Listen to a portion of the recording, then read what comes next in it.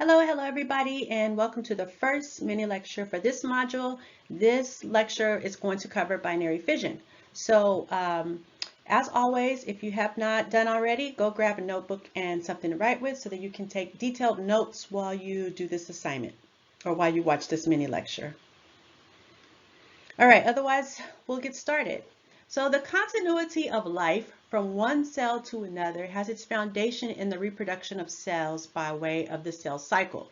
The cell cycle is an orderly sequence of events that describes the stages of a cell's life from the division of a single parent cell to the production of two new genetically identical daughter cells. And there are a few types of cell cycles. Binary fission is one, and then later in the module we'll learn about mitosis, which is a second type of cell cycle, and then meiosis is a third type, which we'll talk about after that.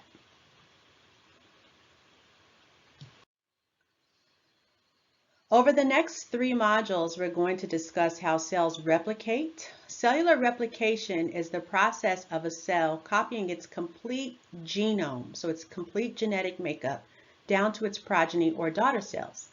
A cell's complete genetic makeup, again, is its DNA. It's in the DNA, and it is the genome.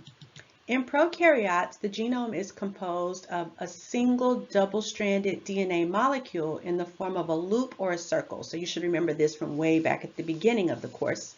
Here we see a diagram of a typical bacterial cell. We see the chromosomal DNA here in the middle, in the nucleoid region.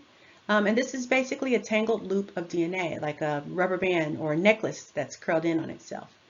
If we look here on the right, we see a more organized picture of circular DNA chromosome. But if you look closely at the diagram, you can see that it is still one long string of DNA coiled up into these looped structures.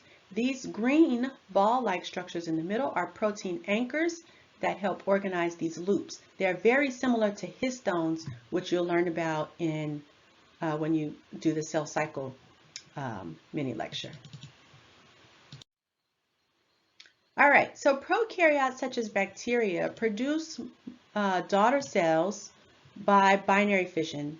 In both prokaryotic and eukaryotic cells, the outcome of all cell reproduction is a pair of daughter cells that are genetically identical to the parent cell. In order to create two identical daughter cells, the genomic DNA must be replicated with each daughter cell getting a copy. The cytoplasmic contents must also be divided to give both new cells to the cellular machinery to sustain life, make sure it has all its organelles, all the proteins necessary, so that each daughter is exactly identical to each other. Because bacterial cells have a simple singular circular DNA chromosome, the process of division is also very simple. So we'll diagram this, and please take notes as we go. We see here the cell. Here's our bacterial cell, just rendered here as a simple circle. We see the chromosome is this blue circle here in the middle. The bacterial chromosome is actually attached to the plasma membrane at about the midpoint of the cell. And the starting point of replication, or the origin, you can see here in red, is very close to that attachment point. And the origin of replication is where replication begins. So that's this little red piece. Replication of the DNA is bidirectional, as we can see by these arrows here. This means that it moves away from the origin replication basically towards the left and to the right simultaneously. So in the circle, you have the origin of replication here, and replication goes like that. Okay, so that by the time the replication machinery meets up, both hemispheres of the DNA have been duplicated, and it's done. All right, so the first thing that happens is that a second origin, so if, as this is going, a second origin of replication is duplicated right away, and we can see that here.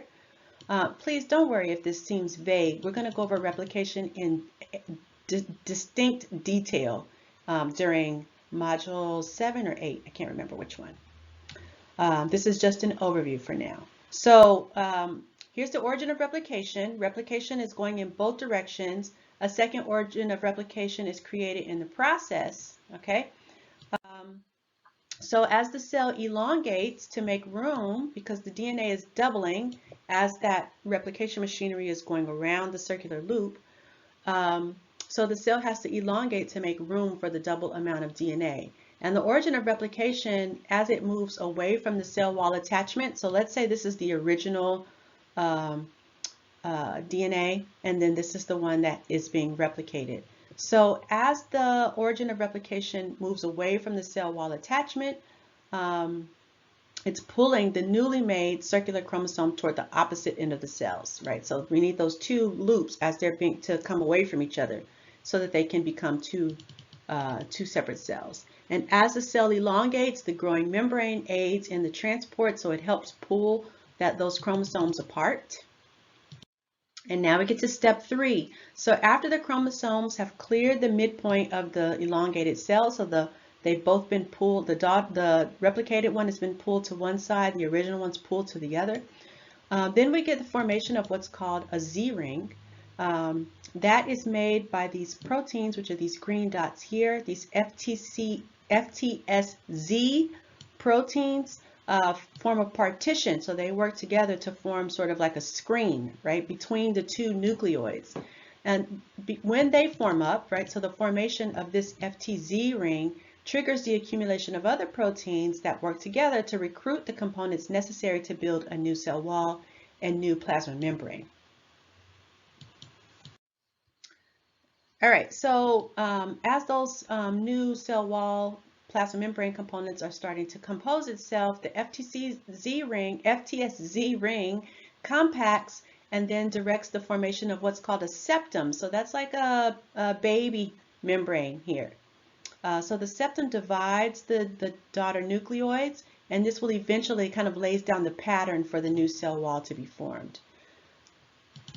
Now extending gradually from the periphery towards the center of the cell, the new plasma membrane and cell wall are formed, and once the new cell walls are in place, the newly formed cell wall gradually keeps extending from the periphery towards the center of the cell, and once both sides meet in the middle, the daughter cells separate.